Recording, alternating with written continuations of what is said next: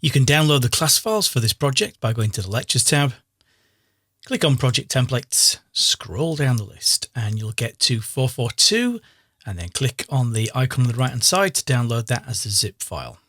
You can then double left-click to extract the folder of contents. In here, you'll then find that we have two InDesign documents which represent the finished version of 442 that you can compare and look back on. There's also a PDF version of those finished files as well. If you're looking for a template that contains the structure for 442 but no photographs, then that's template 442 and an accompanying PDF. There is a document fonts folder which contains agency bold, compress. You will need to install that. That's part of what we're going to build. And then in the links folder, all the assets that you'll need. There is a PSD version for the front cover design, but there is also a JPEG version as well, which you can work through to work on the masking exercise later on in the chapter.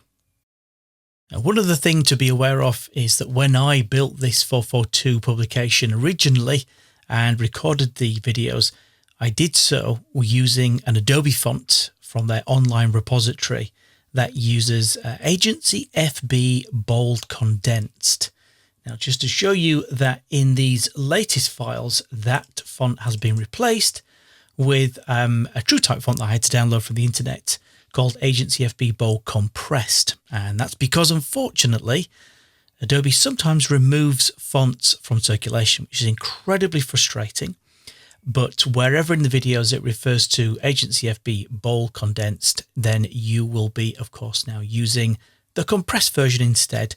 And you'll find that font available to install on your computer from the document fonts folder, which you will have downloaded with everything else.